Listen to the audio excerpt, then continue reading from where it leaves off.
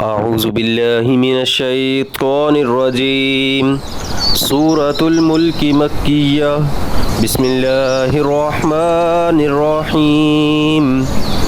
تبارك الذي بيده الملك وهو على كل شيء قدير الذي خلق الموت والحياة ليبلوكم أيكم أحسن عملا وهو العزيز الغفور الذي خلق 7 سماوات طباقا ما ترى في خلق الرحمن من تفاوت فارجع البصر هل ترى من فطور ثم ارجع البصر كرتين ينقلب إليك البصر خاسئا وهو حسير ولقد زينا السماء الدنيا بمصابيح وجعلناها رجوما للشياطين وأعتدنا لهم عذاب الصعير وللذين كفروا بربهم عذاب جهنم وبئس المصير.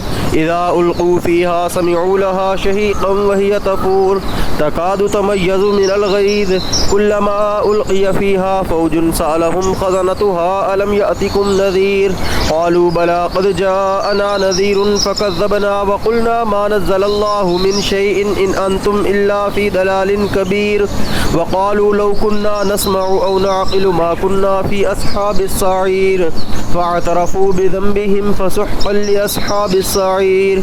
إن الذين يخشون ربهم بالغيب لهم مغفرة وأجر كبير وأسروا قولكم أو اجهروا به إنه عليم بذات الصدور. ألا يعلم من خلق وهو اللطيف الخبير. هو الذي جعل لكم الأرض ذلولا فامشوا في مناكبها وكلوا من رزقه وإليه النشور.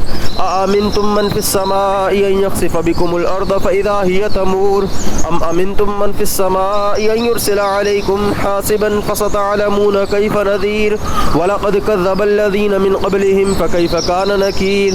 أولم يروا إلى الطير فوقهم صافات ويقبضن ما يمسكهن إلا الرحمن إنه بكل شيء بصير. أمن هذا الذي هو جند لكم ينصركم من دون الرحمن إن الكافرون إلا في غرور. أمن هذا الذي يرزقكم إن أمسك رزقه بل لجوا في عتو ونفور. أفمن يمشي مكبا على وجهه أهدى أمن يمشي سويا على صراط مستقيم.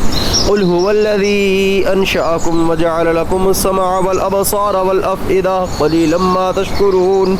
قل هو الذي ذرأكم في الأرض وإليه تحشرون. ويقولون متى هذا الوعد إن كنتم صادقين. قل إنما العلم عند الله وإنما أنا نذير مبين. فلما رأوه زلفة سيئت وجوه الذين كفروا وقيل هذا الذي كنتم به تدعون. قل أرأيتم إن أهلكني الله من معي أو رحمنا فمن يجير الكافرين من عذاب أليم. قل هو الرحمن آمنا به وعليه توكلنا فستعلمون من هو في ضلال مبين. قل أرأيتم إن أصبح ماؤكم غورا فمن يأتيكم بماء معين.